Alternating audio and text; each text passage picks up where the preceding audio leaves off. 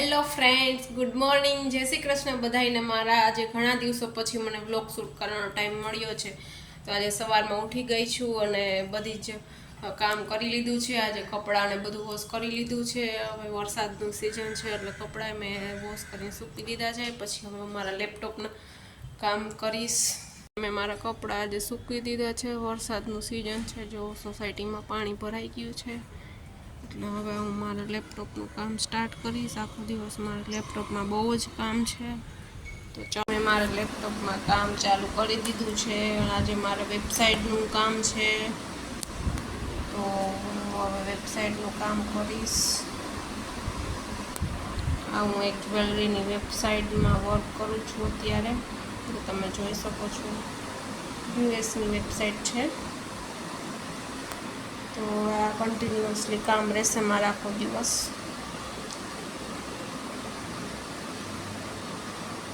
મેં બધું જ લેપટોપમાં કામ પૂરું કરી લીધું છે અને હવે મારે ઘરમાં શાકભાજી નથી, તો ખાવું તો પડે જ, તો એના માટે શાકભાજી લેવા નીકળું છું. હવે હું જાઉં છું શાકભાજી લેવા.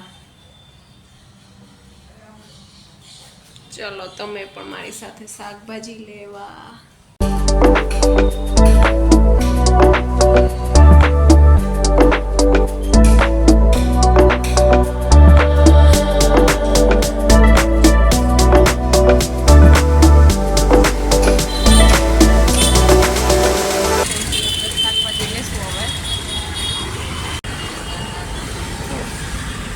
ટમેટા 20 ટામેટા 20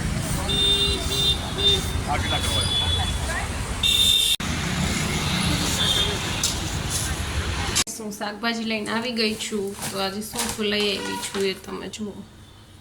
કાકડી લઈ આવી છું,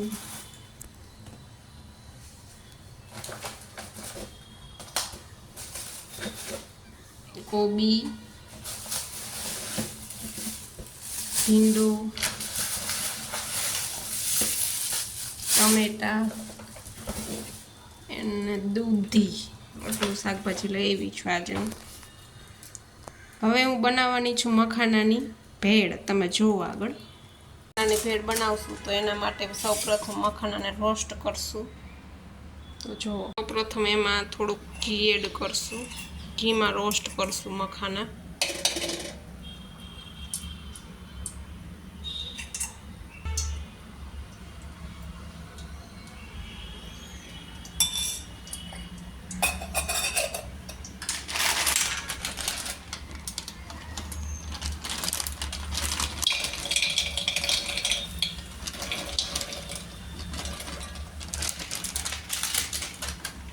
અને થોડીક વાર રોસ્ટ કરશું.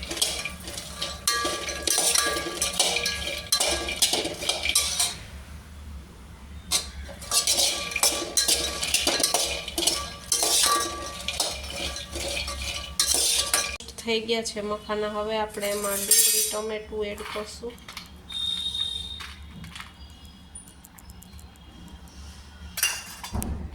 પછી એમાં થોડીક ચટણી એડ કરશું.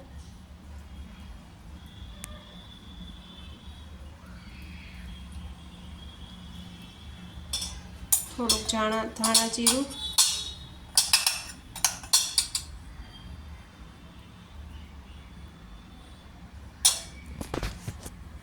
થોડુંક એમાં આપણે મીઠું એડ કરશું સ્વાદ અનુસાર, અને થોડોક મરી પાવડર એડ કરશું.